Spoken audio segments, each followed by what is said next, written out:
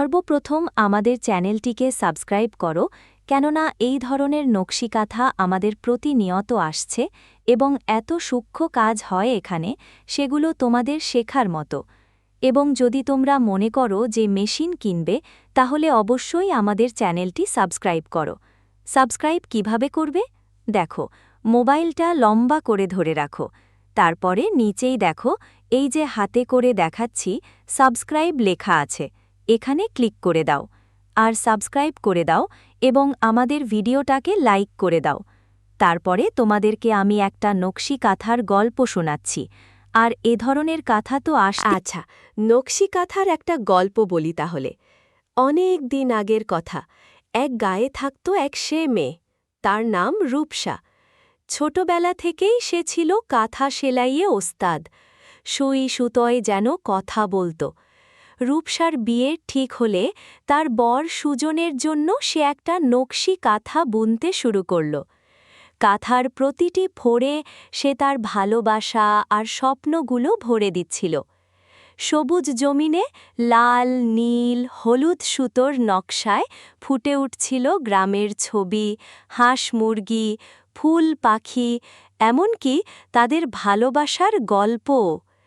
কিন্তু হঠাৎই সুজন কঠিন অসুখে পড়ল, আর কিছুদিন পরেই তাদের জীবনে নেমে এলো ঘোর অন্ধকার। তবুও সে কাঁথা বোনা থামায়নি, কারণ ওটাই ছিল তার কাছে সুজনের স্মৃতি। প্রতিটি সেলাইয়ে যেন মিশে ছিল তার চোখের জল। যখন কাঁথা শেষ হল, দেখা গেল তাতে ফুটে উঠেছে রূপসার আর সুজনের অসমাপ্ত ভালোবাসার এক অমর কাহিনী। সেই থেকে এই কাঁথা শুধু একটা শিল্পকর্ম নয়, বরং প্রেম, বিচ্ছেদ আর স্মৃতির এক প্রতীক হয়ে উঠল। একেই বলে নকশি কাঁথা, যার প্রতি ফোড়ে। তারপর কি হলো সেটা শুনতে চাও? তাহলে বলি, রূপসা সেই কাঁথাটাকে খুব যত্ন করে রাখল। জানো, লোকে বলতো পূর্ণিমার রাতে যখন চাঁদের আলোর ওপর পড়ত, তখন নাকি সেই কাঁথার নকশিগুলো জীবন্ত হয়ে উঠত। মনে হতো যেন সুজন আর রূপসা ফিসফিস করে কথা বলছে, হাসছে, ভালোবাসার গল্প করছে। আর সেই গল্প শুনে আশেপাশের মানুষজনও তাদের দুজনকে মনে করত। কাঁথাটা শুধু রূপসার স্মৃতিই ছিল না, বরং তাদের অমর ভালোবাসার এক নিদর্শন হয়ে উঠেছে।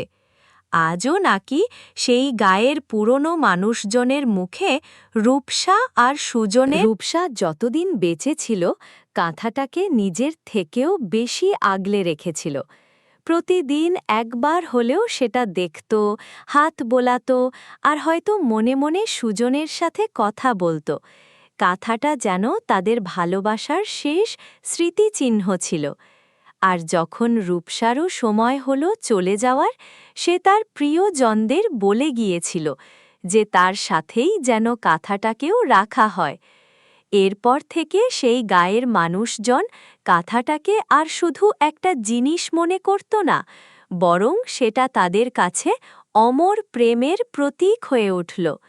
অনেকেই দূর দূরান্ত থেকে সেই কাঁথা দেখতে আর মনে করত যেন আজও ভালোবাসার এক মিষ্টি সুর সেই কাঁথার প্রতিটি তন্তুতে মিশে আছে।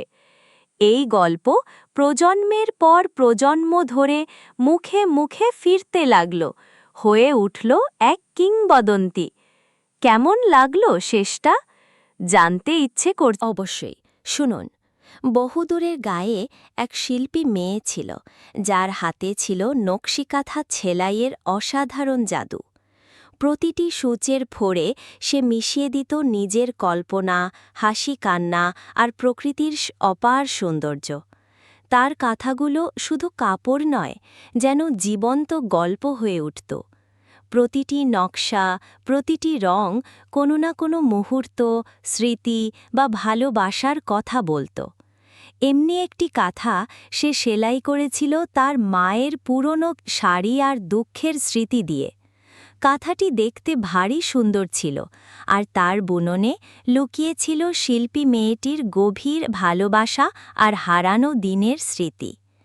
এই কাঁথাটি তাকে নকশিকাঁথা শিল্পী হিসেবে এক আলাদা পরিচিতি এনে দিয়েছিল। কেমন লাগলো গল্পটি?